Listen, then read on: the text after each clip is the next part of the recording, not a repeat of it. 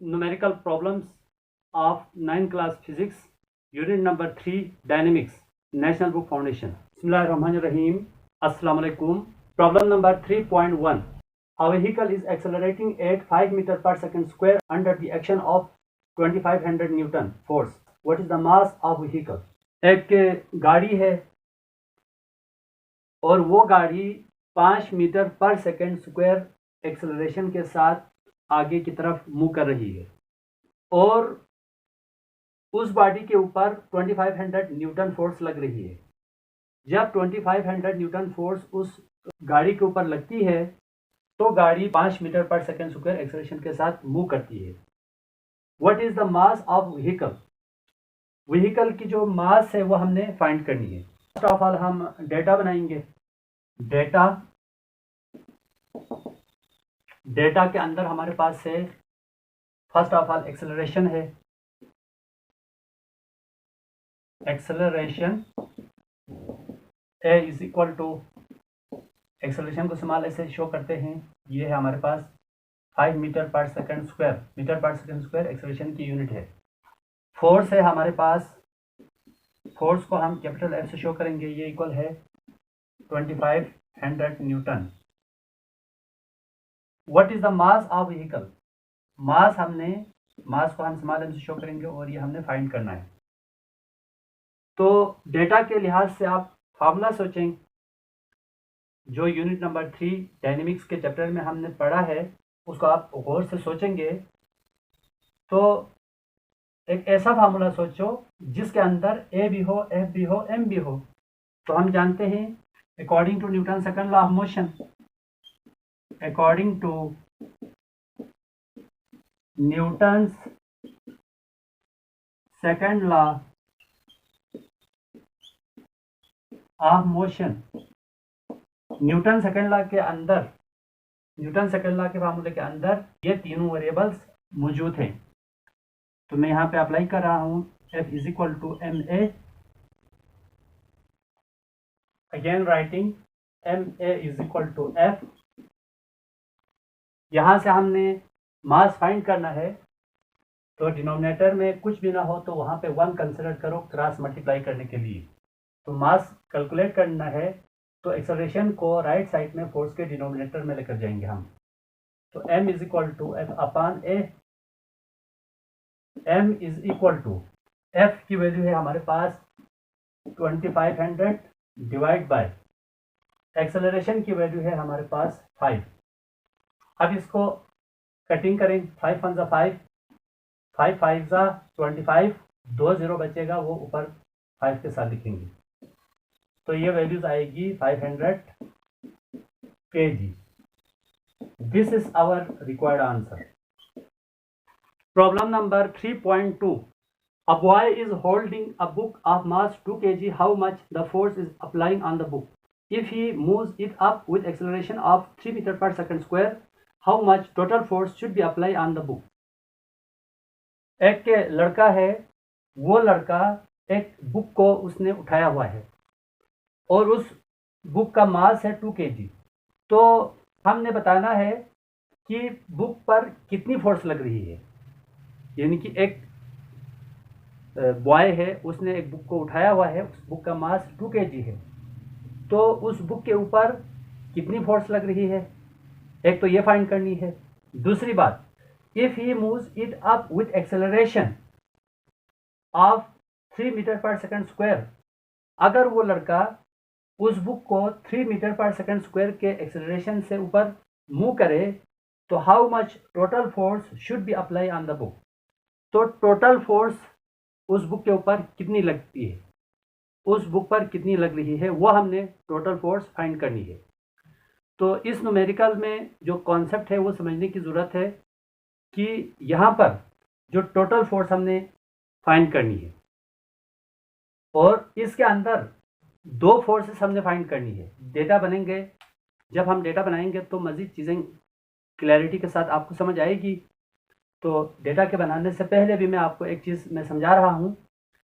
यहाँ पर हमने 2 फोर्सेस फाइंड करनी है। पहले टोटल फोर्स जो होगी वो दोनों फोर्स की जो है ना वो सम होगी। तो एक फोर्स तो वाजी है कि सपोज एक बॉय है, उसने बुक को ऐसे उठाया हुआ है, एक पर्सन है, एक बॉय है, बुक को उसने ऐसे उठाया हुआ है। अब देखिए पहला जो कंडीशन है उठाने वाली, ठीक है, उसने उठा के रखी हुई है बुक। तो जब उसने उठाई हुई है तो साफ सी बात है इस बुक के ऊपर कोई ना कोई फोर्स तो लग रही होगी।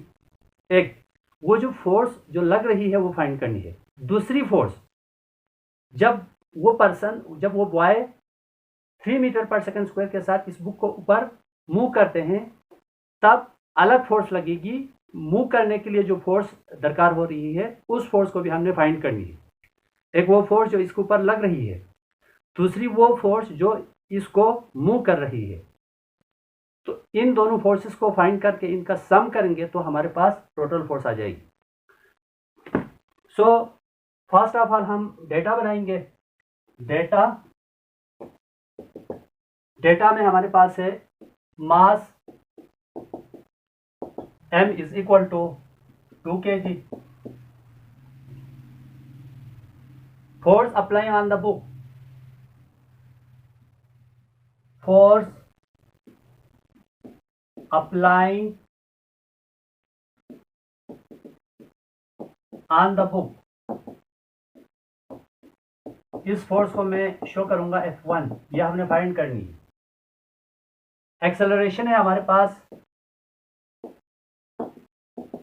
Acceleration a is equal to 3 metre per second square. Force which moves the book upward, यानी कि ये फोर्स भी हमें फाइंड करनी है, लेकिन इस न्यूमेरिकल के अंदर है, लेकिन ये जो फोर्स फाइंड करनी है ये बात इसके अंदर छुपी हुई है, यह हमने ख्याल रखना है। Force which move the book up, वो फोर्स जो बुक को ऊपर लेकर जा रही है वो फोर्स हमने फाइंड करनी है। ये फोर्स फाइंड करनी है, ये बात छुपी हुई है, इसका आपने ख्याल रखना। इस फोर्स को मैं F2 से डिनोट करूंगा, ये भी हमने फाइंड करनी है। ग्रेविटेशनल एक्सेलरेशन, जब भी वेट की बात हो रही है तो ग्रेविटेशनल एक्सेलरेशन की वैल्यू हमने लिखना है, यहाँ पर कांस्टेंट है ये gravitational acceleration.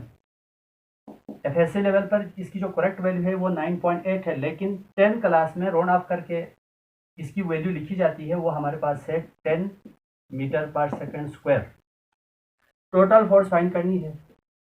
Total force F is equal to F1 plus F2 is equal to question mark. Data हमारे पास बन चुका है, तो फॉर्मूला अप्लाई करेंगे हम। नाउ सबसे पहले F1 हम फाइंड करेंगे। F1 के लिए हम फॉर्मूला लगाएंगे, W is equal to mg का फॉर्मूला लगाएंगे, as W is equal to F1। W की जगह मैं F1 पुट करूंगा, क्योंकि W और F फोर्स, वेट भी फोर्स है और F भी फोर्स है, तो W की जगह मैं F1 रखूंगा, बाकी mg। तो F1 is equal to m की वैल्यू है हमारे पास, मास है गिवन है 2 है, g की वैल्यू है 10, तो F1 is equal to 20 newton. एक आंसर आ गया है हमारे पास। अगला हमने F2 फाइंड करनी है। फॉर फोर्स F2 के लिए हम फार्मूला लगाएंगे F is equal to ma का, तो put F is equal to F2, यहाँ पर F की जगह F2 पुट करेंगे, तो ma मास है हमारे पास 2, लीनियर एक्सेलरेशन है हमारे पास 3, तो F2 की वैल्यू आएगी 6 newton, 3 to the 6। Total force F is equal to F1 plus F2, तो F is equal to F1 की वैल्यू है 20 और F2 है हमारे पास 6। यहाँ पर आया हुआ है, यहाँ पे आंसर आया हुआ है 20, यहाँ पे मैंने 20 पुट किया F1, F2 की वैल्यू यहाँ से पुट किया 6, तो F is equal to 26 newton. This is our required answer. Problem number 3.3, a girl of mass 30 kg is running with velocity of 4 meter per second, find her momentum। एक लड़की है, उस लड़की का जो मास है वो हमारे पास 30 kg है, और वो जो लड़की है वो 4 मीटर पर सेकेंड से भाग रही है, उसका मोमेंटम हमने फाइंड करना है। तो फर्स्ट ऑफ ऑल हम डेटा बनाएंगे। मास है डेटा के अंदर, mass is equal to small m is equal to 30 kg। Velocity को हम स्मॉल v से शो करते हैं, ये हमारे पास है 4 मीटर पर सेकेंड। मोमेंटम को हम p से शो करते हैं, इसकी वैल्यू हमने फाइंड करनी है। तो डेटा के हिसाब से मोमेंटम का हमने फार्मूला लगाना है। तो as p is equal to m v, यह हमारे पास मोमेंटम का फार्मूला है। तो p is equal to m हमारे पास 30 है, v हमारे पास 4 है। तो p इज इक्वल टू 30 को 4 से मल्टीप्लाई करें तो 400, 4 3 12, 120 न्यूटन सेकंड या केजी मीटर पर सेकंड, यूँ भी हो सकता है।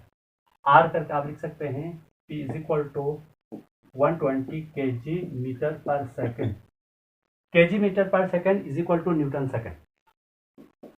KG metre per second is equal to Newton second. ये न्यूमेरिकल में लिखने की जरूरत नहीं है, आप जब करेंगे पेपर में तो न्यूटन सेकंड या केजी मीटर पर सेकंड में से एक लिखें, लेकिन मैंने आपको समझाने के लिए दोनों लिखा है, क्योंकि बार दफ़ा स्टूडेंट कंफ्यूज हो जाते हैं।